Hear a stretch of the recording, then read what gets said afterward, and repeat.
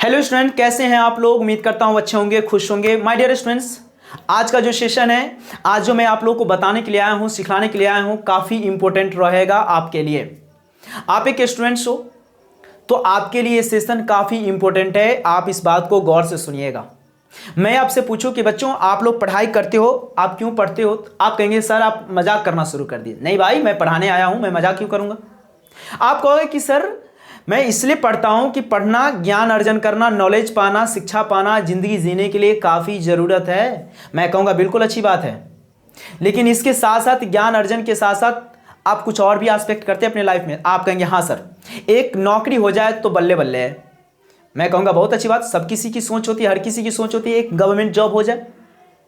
बहुत सारे ऐसे स्टूडेंट्स होते हैं जो ग्रेजुएट पास होने के बाद गवर्नमेंट जॉब की प्रिपरेशन करते हैं, पोस्ट ग्रेजुएट के साथ साथ करते हैं, कितना +2 लेवल के बाद भी स्टार्ट करते हैं। मैं एक मजे की बात बताऊं आपको, अगर आप +2 कंप्लीट हो, यानी कि 12th कंप्लीट हो, क्या हो, 12th कंप्लीट हो, अगर आप इंटर पास हो, चाहे वो साइंस से हो, कॉमर्स से हो या आर्ट्स से हो, कोई फर्क नहीं पड़ता है। एसएससी इस लेवल पे, यानी +2 के लेवल पर एसएससी एक स्टेनो का एग्जाम लेती है, स्टेनोग्राफर का एग्जाम लेती है। स्टेनोग्राफर क्या होता है? एक टाइपराइटर है।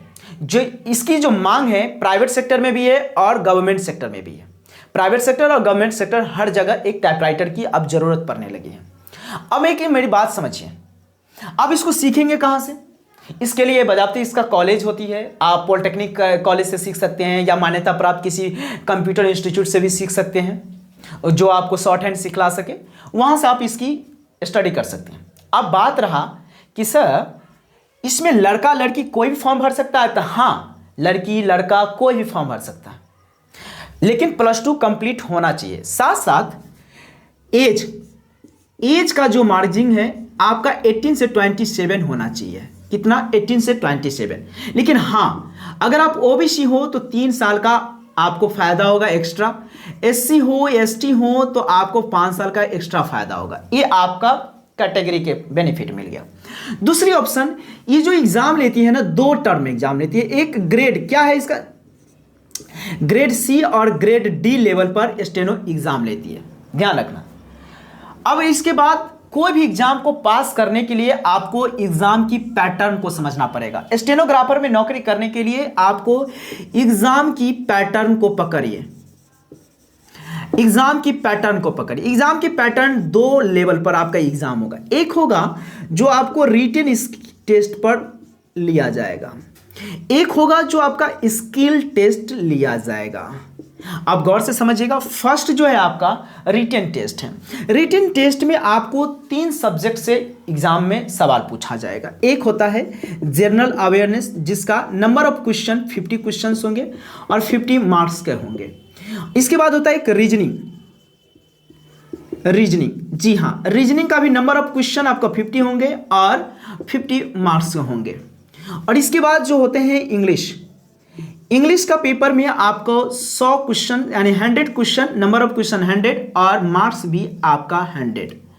अब जरा गौर से समझिएगा, इस दोनों को कैलकुलेट कीजिएगा तो 200 क्वेश्चंस हो गए, यानी नंबर ऑफ क्वेश्चन 200, और मार्क्स की अगर बात करें तो 200 मार्क्स का आपका ये बजट हो गया।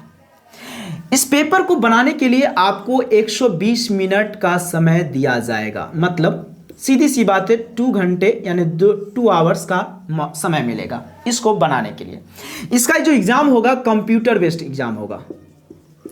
कंप्यूटर पे स्क्रीन पे इसका क्वेश्चन आएगा, 4 ऑप्शन होंगे। 4 ऑप्शन में से जो क्वेश्चन, मान लीजिए क्वेश्चन है और 4 ऑप्शन है, इसमें से 4 फिलर में से जो फिलर आपको सही लगेगा उस फिलर पर आपको टिक करना है। और ध्यान रखिएगा भाई, जो क्वेश्चन अगर आपको आता है उसी क्वेश्चन का आंसर बताइएगा, मस्ती मजाक वाली बात नहीं। क्यों? क्योंकि इसका निगेटिव मार्किंग भी इसमें है, इसमें निगेटिव मार्किंग भी है बाबू, ध्यान रखना। इसका निगेटिव मार्किंग है 0.25 आपका निगेटिव मार्किंग। इसीलिए जो क्वेश्चन का आंसर अगर आपको आता है उसी क्वेश्चन का जवाब दीजिएगा। अब एक बात मैं बताऊं, रिटन टेस्ट निकालने के लिए आपको सबसे ज्यादा इंग्लिश पर मेहनत करना पड़ेगा। मैं ऐसा क्यों बोलता हूं, गौर से समझिएगा। रीजनिंग में आपको वर्बल और नॉन वर्बल दोनों पूछेगा।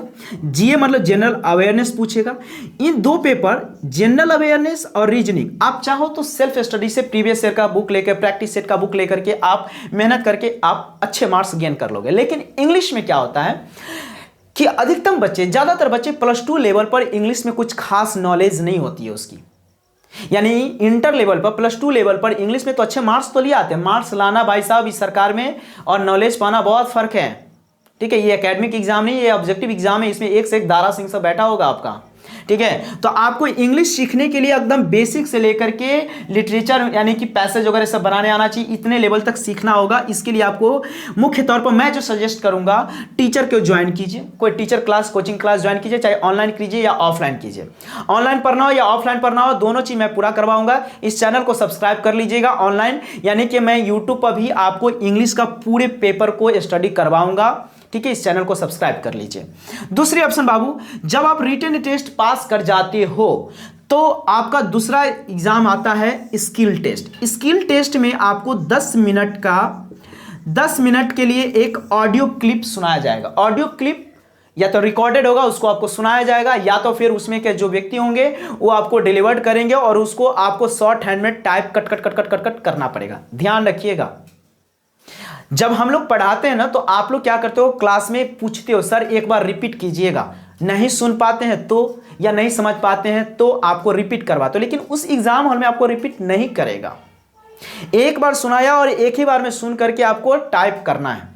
जब 10 मिनट में का एक रिकॉर्ड होगा, उस रिकॉर्डिंग को अगर आप टाइप कर लेते हो, शॉर्ट हैंड में टाइप करते हो, कितने, कौन सा हैंड में, शॉर्ट हैंड में, जब टाइपिंग कर लेते शॉर्ट हैंड में, इसके बाद आपको जो टाइप शॉर्ट हैंड में ऑडियो क्लिप का किए हो उसको आपको फिर से टाइपिंग करना पड़ेगा कंप्यूटर पे। क्या करना पड़ेगा, टाइपिंग करना पड़ेगा आपको कंप्यूटर पे।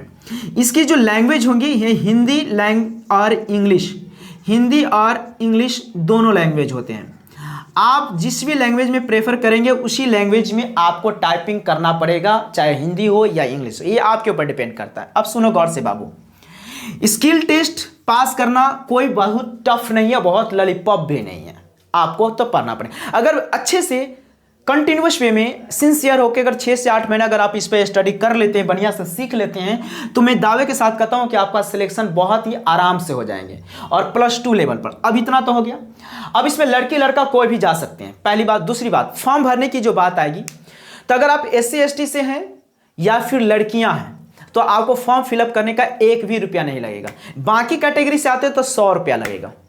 और एक बात बताओ आपको, आप लोगों को लगता होगा सर ये एग्जाम तो बहुत आसान है, हम लोग तो निकाल लेंगे। हाँ बिल्कुल निकाल ही लेंगे, लेकिन सैलरी कितना होती है सर, सैलरी के मत पूछो बाबू। आप मेरे थंबनेल पर देखा होगा कितना सैलरी मैंने लिखा था। जब इसकी वैकेंसी आएंगे तो उसके पूरे नोटिफिकेशन को पढ़िएगा तो उसमें ग्रेड वाइज लिखा होता है कि कितने ग्रेड पर कितना होता है, उसमें आपको पता चल जाएगा। मैक्सिमम जो मैंने थंबनेल पर दिया है उतना तो लगभग होगा ही होगा, जितना आप एक्सपेक्ट करते होंगे उससे ज्यादा +2 लेवल पर रहता है। आई होप कि आपको समझ में आ गया होगा। ये चीज पैटर्न है आपका 12th पास पर SSC स्टेनो आता है जो एज 18 से 27 है। OBC SC ST का इतना आपको फायदा होगा। ग्रेड C और ग्रेड D पर एग्जाम होती है। एग्जाम पैटर्न रिटन टेस्ट और स्किल टेस्ट होती है। रिटन टेस्ट में 3 सब्जेक्ट होती है जिनमें आपको इंग्लिश पर सबसे ज्यादा मेहनत करनी है। 200 क्वेश्चन होंगे, 200 नंबर के होंगे, 120 मिनट समय मिलेगा।